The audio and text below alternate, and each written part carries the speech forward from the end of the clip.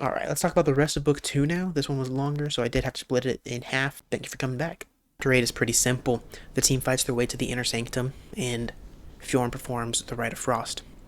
She starts coughing, but she's telling everybody that she's fine.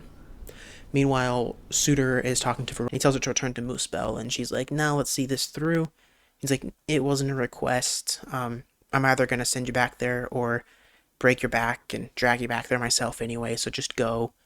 Xander steps in. He's like, "You can't talk to her that way." Takes some blows, but after a lot of fighting and being hurt, Veronica softens and she's like, "You know what, Xander? Don't fight, because if you die, I'm going with them. I'm just gonna go right now, and you can kind of come and like live, you know, maybe save me. That's all good. Let Xander live because I mean he's not exactly he can't he's not gonna beat Suitor. He couldn't even beat Alphonse, so you know they let him live. And Veronica heads back, and she's taken prisoner in Moosebell. Anyway, Veronica finds out that she's gonna be sacrificed to the flame, and you know sucks. Okay, so in chapter 9 we go to find Suitor on his own turf. Yilgur is in Moosebell as well. She's been taken prisoner by Helbindi, who is forcing her to eat. She won't eat at all. She's a prisoner, but you know he's telling Yilgur like, you need to grow if you want to fight me and kill me. You'll need strength, power. So eat, grow, and come back and get your revenge on me. She realizes that he's being really kind, and he's like, "Yeah, I have a sister, Mania. She's from the slums. We're from the slums. She's still there." And he reveals that nobody really likes Suitor. They fight because if he doesn't fight and kill people, he's killed anyway, and then his sister's in danger. So he has to kill in order to protect his sister. Anyway, he goes and talks big about how he's going to beat Alphonse. Alphonse doesn't know that he just had this whole discussion, so obviously they beat him and just send him on his way. Albini doesn't want to die because he has to protect his sister, so he just kind of clings to life, you know. Our team isn't really the kind to go and kill every single enemy that they defeat, so they just leave him in the field and keep going. Anyway, so we meet Yilgur. She joins the team, and they're all like, "Hey, should we take this child to war with us?" And they're like, "Yeah, why not?" She happily greets you, the summoner. She's really excited to see you. So that's cool. Very nice of her. So in chapter 10, it's pretty quick. We're gonna find that belly of the volcano that Yilgur reveals that she was gonna be sacrificed in. And we catch wind that a strong person, a formidable opponent, is fighting back against Moosebell. That would be Hreed. Hreed, the brother, is kind of taking up his own team and is making darn sure they don't get their way with things too easily. Unfortunately, there is a fight that occurs in Moosebell with Suitor. The team escapes, but in all the chaos, they do lose Leggjarn, and she's able to return. She's able to return to the Moosebell army, and we kind of lose our advantage there. So the cool thing in chapter 10, before we go and find this ally, is that we actually managed to kill Suitor, but he's reborn anew, like a phoenix. So that's when we're like, all right, let's go find this other guy. They rush over, find him, and it works. So now we're going into chapter 11.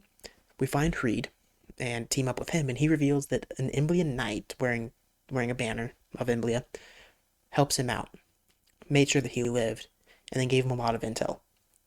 I talked about how the Rite of Flames can be stopped, but Suitor's doing some child sacrifice stuff. You know, he's always sacrificing people so that his life can be extended through the Rite of Flames instead of consuming his own life force. So now they know how to cut him off. They just need to get to his actual castle.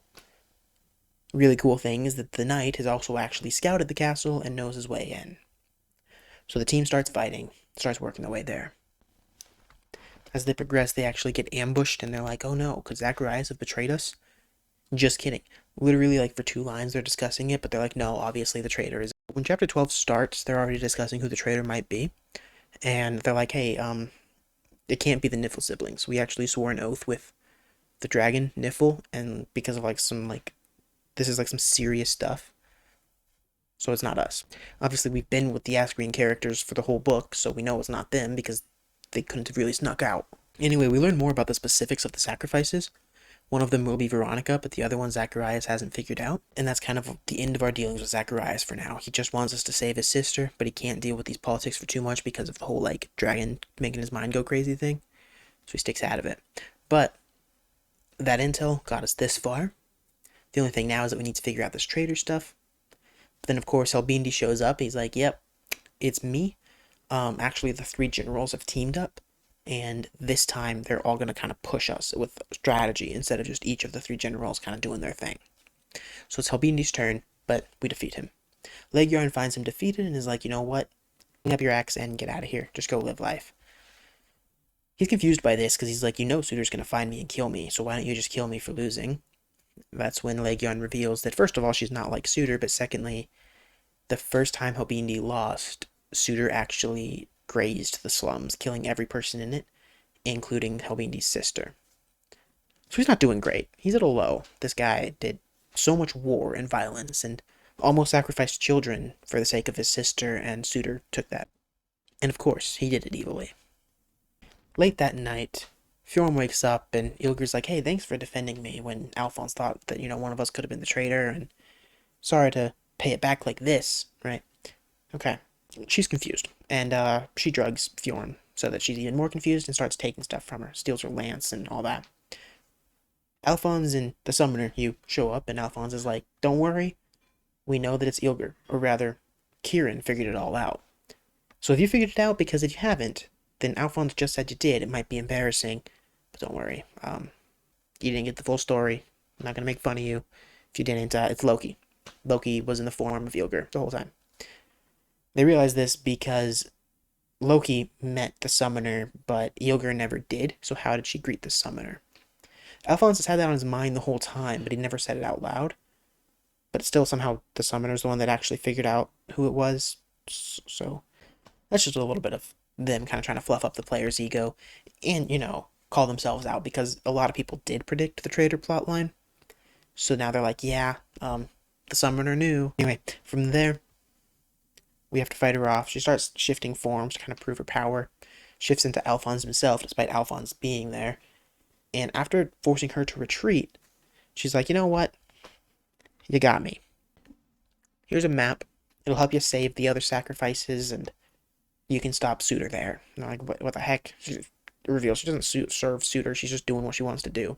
That was an interesting part of the book for me. She literally, like, on a dime is like, I don't give a crap about this guy, which is fair. I mean, she's Loki. She's just doing what she wants, but still. I just love how there was no fight. She just decided, I don't know. It's also emphasized that through all of that, she knew that she was being suspicious. She wanted them to find out. She just wanted to play along until they did. So she left them that big clue so that they would sit there and ponder it the whole time. They partially did work in sowing doubt because Loki could transform into Hreed, and was it really Hreed? So it was like this whole mind game that she played on them, but now she's gone. They don't need to worry about it. Alright, so when Chapter 13 hits, we see Suitor is scolding Levitain for constantly failing to defeat the Ascrians and their allies, and he's gonna kill her. He's beating her down and just kind of really being just horrible to her. He's like, okay, now I'm gonna murder you, and the only way you can stop is if you perform the Rite of Flames. You'll gain some power. Use that power to kill Alphonse. She does the right, then she's gonna die anyway. So kind of a lose-lose there. But she's like, you know what? I'm just a weapon. Might as well. Leguiarn's like, no, I'll do the Rite of Flames. Don't hurt my sister. Alphonse and team show up in the middle of Leguiarn doing the Rite of Flames. No context as to why she's doing it. And then she instantly gets a big old power up, and she fights back. And Alphonse and his team, they're forced to kill Leguiarn. And it's actually a beautiful scene because as she's dying, she's just kind of talking about Fjorm's compassion, and her eyes have burnt out from the fires that were eating at her, and she's like, I can see who you really are, even without the eyes, that whole thing. And they, of course, revel in the fact that they could have been best friends, but instead, fire and ice had to fight. She's rooting for us, and she grants us the one request that Levitain lives. Whatever happens, she makes it out of this alive. Cut to a scene with Ilger and Veronica, the two sacrifices, in prison. Helbindi shows up, and he's like, this place sucks, I'm getting you out of here, just follow me. The whole system is run like a maze so that they can't just easily escape, and there's guards all over the place, so he's trying to sneak around. And they get pretty far when Helbindi hears a guard showing up behind him, and he's like, screw it, you guys keep running, we're pretty close to the exit. I'm gonna turn around and fight this guy. Oh crap, it's Suitor. So, he dies. Suitor evilly kills him, makes sure that it hurts. He laughs about all the pain that he's inflicting and about, just this guy sucks, and it's so nice to burn you alive and see how your flesh looks. And he makes sure to remind everybody that burning alive is the worst way you can die, the most painful thing. And like he's really getting off on the whole burning people thing. It's actually like it's his main trait. That's what he does, you know. Levitain shows up and she tries to fight the Astrian siblings as they're trying to approach Suitor, and she turns around and starts performing the Rite of Flames. But Fjorm stops her. She's like, "Hey, we found Leghjarn, and her last request was for us to protect you." And she's like, "Oh, I'm supposed to retreat?" They have this whole talk about like, no, to Leghjarn you weren't a weapon or a general, you were a sister. She cares about you. She wants you to have emotions and live your life and see where you can go. So she actually lays down the sword and she's like, whatever happens, happens. She steps out of the fight. They find Suitor, and since the sacrifices escaped and are now on our side, he's got no backing. He can't keep up the right. If he dies, he dies. So they fight him. He can't come back to life, and Suitor is dead. He's gone. We're in this new place now where Levitain's going to be Queen of Muspel, and she's not an enemy. Uh, she's not exactly like a close friend, but she is an ally at this point, overall. And Fjorm, Ylgr, and Hreid have a conversation. Hreid's going to be the new king of Nifl. And he's not, like, overjoyed, I guess. It's kind of just more of a matter of fact, but they have a really heartwarming moment where the three siblings can interact, and then Fjorm reveals that she's going to stay with the Order of Heroes, and she confesses that yes, her days are numbered. The whole cough thing and the sickness, that wasn't the cold, of course. She is ice, you know.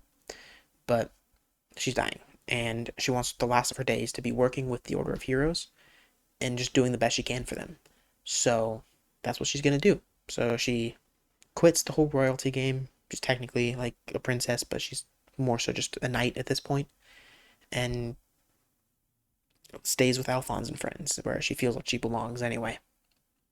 Plus, she has a huge crush on Kieran, so I mean that helps. Thematically, sacrifice was a huge thing this book. I mean, we had human sacrifices, killing others, sacrificing your own life for power. But then we also had siblings and family sacrificing lives for each other. And Fjorm, who sacrificed her life in the long term to protect her friends, and family and her kingdom. So I think Fire Emblem is trying to tell you that, like, I mean, don't go and like do anything crazy, but like be willing to sacrifice some things, not necessarily your life, for the people you care about. You know, love's all about sacrifice. Also, it doesn't want you to be like Suitor. He's evil. They make it pretty dang clear. He's like, I mean, from his design, but also just like everything he says is just about hurting people. He's so painful to listen to him talk hurts me. So I'm sure he loves to know that. Alright, so now looking at our little folder, Veronica and Xander are still kind of on their own team. The Imblians, the main villains, but they're not really villains. They weren't even bad in this book at all. Bruno is connected to them, but he's off on his own. He's doing some research, some reconnaissance, and looking for ways to cure his mind. Loki is sort of in her own field as well. I put her with this team because even though she's not connected to them, she's not like a guaranteed ally, and maybe she'd work with them if they were working against us. You know, it's one of those sorts of horrible friendships, horrible relationships. But that Alphonse, Anna, Sharena, and now Fjorm are just completely, without a doubt, allies. But then we sort of have our tentative allies with Hreid and Ylgr and Levitain from Muspel. So this is kind of like a, if things went to all-out war, these are definitely on our side. That'll put a wrap on book 2. Alright, thank you everybody, and until the next time,